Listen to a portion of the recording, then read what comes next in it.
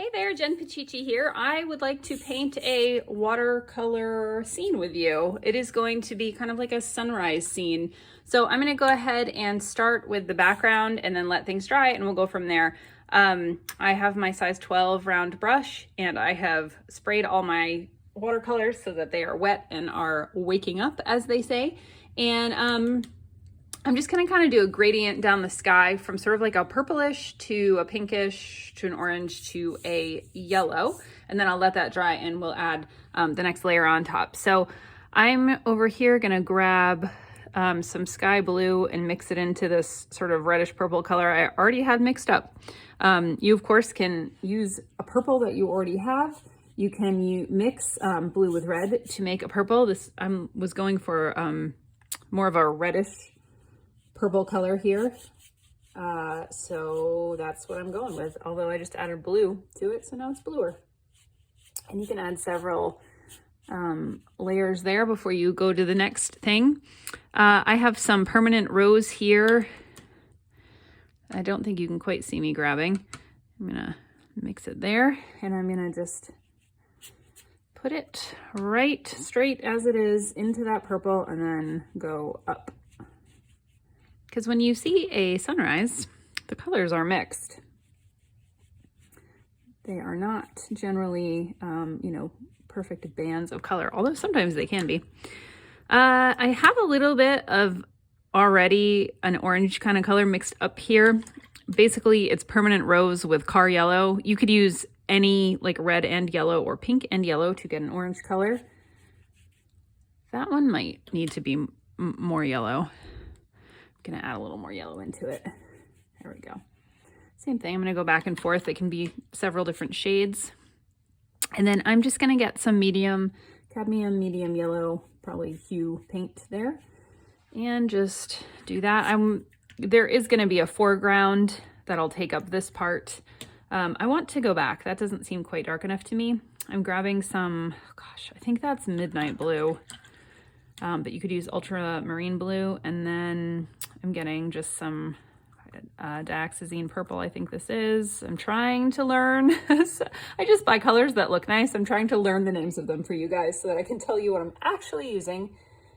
And sometimes that works better than others. I'm just dipping right into my sky blue and adding some sky blue there. I just want that to be darker. Rinsing off my brush, going back and grabbing some of that permanent rose color. Mix that back in. Just want it to be a bit darker. That's probably pretty good. I might do a little more orange too. Okay, now I'm gonna let that dry completely because we're gonna put stuff over that and I want it to not all bleed together. So let's let that dry and then I'll see you soon. Okay, so this dried kind of funny, but I'm covering some of this up anyways. I'm not too worried about it. Okay, so now I'm gonna be mixing up a very dark color. I do have some black on my palette. If you have black, you could use black, but if you do not want to use black, another thing, one of my favorites is Payne's Gray, which is actually kind of a blue. It's like a blue gray. I'm doing a mixture of the two of them. And I'm gonna even add a little red to it. And I never mix up enough of any color. It just doesn't happen. So this is kind of like a dark, almost like purple black. And I am going to give the impression of like a sort of like a ridged mountain kind of background, like so. You've probably heard me mention before that I live in the, I guess, Appalachian Mountains, Blue Ridge Mountains. So I see these mountains all the time, so it's easy for me to make the shape of them, I guess, because I see them so much. I'm leaving this down here. I'm gonna do a foreground kind of thing here, but I'm not gonna do it yet since this is so wet. I'm trying to make this as dark as possible. I will probably have to go back and darken that. I'm using some lower quality paper than usual right now, just because of what I have available. So I don't know, you might have lower quality paper too, and you might be having a similar experience. It kind of buckles more and doesn't take the color as well. But you really, when you're learning to paint, when you're practicing painting, you can paint on any watercolor paper. And then as you feel more comfortable and want to spend more money. So I've switched to my size 6 round brush here, just because I want to do a little more detail, and I might eventually, I'll try not to use it too much because you probably don't have one of these in your collection. I always forget the name of these. Sometimes they're called rigger brushes. They can do really fine lines. But so let's say we're looking out into the field, the sun is rising or going down, and you can see the kind of the silhouette of the mountains. And then you also can see, we're going to do some trees, but also there are branches coming down. So I'm going to start here where I've taped off and then come down on to the paper and just make a decreasingly like thinner and thinner line. Apparently that was not dry right there. And just do like some suggestions of branches by putting very light pressure on my brush. I try not to get too worked up about these things. I probably could use a new size 6 brush. It's not as pointy as it once was. So I am going to also use my skinny brush here. This just lets you get really fine lines. If you have a smaller round brush, like a size 2 or a really good size 6, you can probably get similar results. But like I said, this is a, there's another name for it. A stippling brush? No, I don't know. You could probably find one if you look up rigger brush. I always, or lately anyway, I tend to always buy Princeton Heritage brushes. They're synthetic, which I guess maybe some people don't like. I don't know. I like them a lot. I like these. If I was a tree and I was coming down, maybe I'd be coming down here, but maybe I'd always also have like a little branch there. Yeah, I'm not working from a photo. I saw a scene similar to this in my own backyard, but I don't have a picture. And then over here, maybe there'd be some little thin lines coming in. And then there also were trees that were growing up from the scene. And since this area kind of dried weird, I think I'm going to just put them right here. So, except it's still a little wet. That's okay. I like to show you that even if your painting does not come out perfectly, it is a-okay. Because it's just fun to do, you know? It doesn't really matter if you like create something perfect. That's not really a good goal for me. For me, that would not be a good goal. All right, so there's one tree. Unfortunately, just this paper, it's really pooling. That's fine though. That's fine. You can still see what I'm doing. And then I'm gonna draw another tree here, and I'm gonna try to draw through that little sploob, or that I sploobed on to the paper. All right, I admit it. This brush is really helpful for this work. If you are using a round brush, just put very light pressure on the tip. And just know that the kind of brush I have is making it easier for me to make such fine lines. Maybe there's even a little tree over here. Just do like a hint of a tree there. I mean, you could add branches all day long if you wanted to. You really could. I don't know if I'm done with that, but I'm gonna switch over, and this is not at all dry.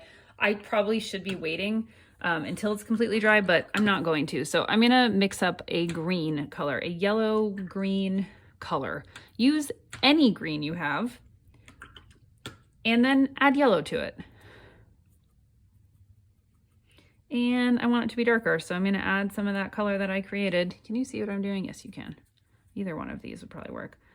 I'm gonna go down here like so, and I'm gonna let them bleed together. That's right. My water just flew from way over here onto my painting. This is why you can't take painting too seriously, folks, because it's just silly and fun. Okay, good.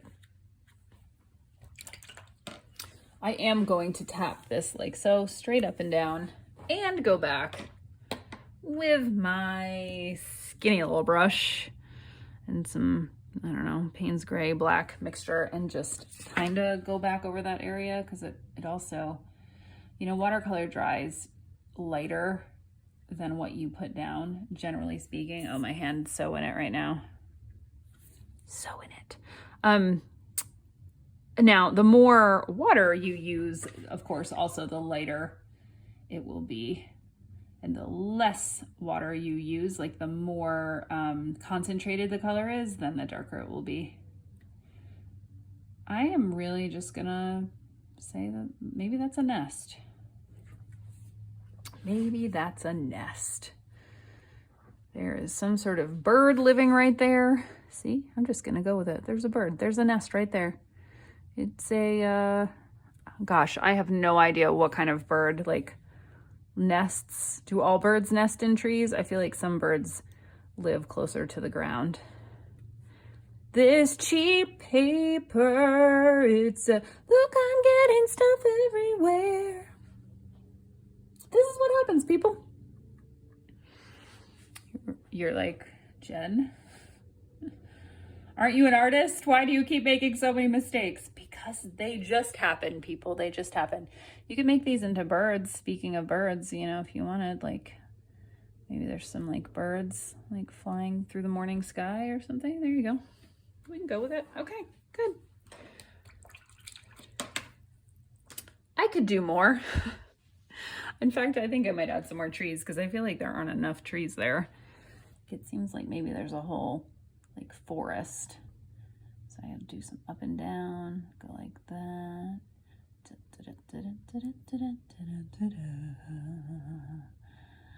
And it's winter time, so I don't need to worry about what are they called? Leaves. I only have to worry about birds' nests. And it's just a jumble. The whole thing's a jumble. Did you hear that? You're a jumble tree. You're a jumble. All right, that's cool. I'm cool with that. And part of the deal with less expensive paper is that it doesn't soak in as well, and so it's taking longer to dry. And I'm gonna stop working it now. I'm gonna peel this back. I don't think it's ready to be peeled back, but I just wanna show you how sometimes they're working on something and you're like, I don't know about that. And then you peel it back and you're like, yeah, that's kind of cool. Because it just sort of changes how it looks. Or in this case, throws paint back onto your paper. But you get the idea. You get the drift, the gist, the drift, the whole thing. That is one way to do it. I kind of messed up there, but let's just say that it's what I wanted to happen. And that was quick. It took us only about 15 minutes. And now that you have the idea, you could just practice this, do it on better paper, and keep your water far, far away so it doesn't splatter and make birds' nests. So I hope you enjoyed this. Please show me what you painted. #paintwithjen on Instagram. 1N. Goodbye.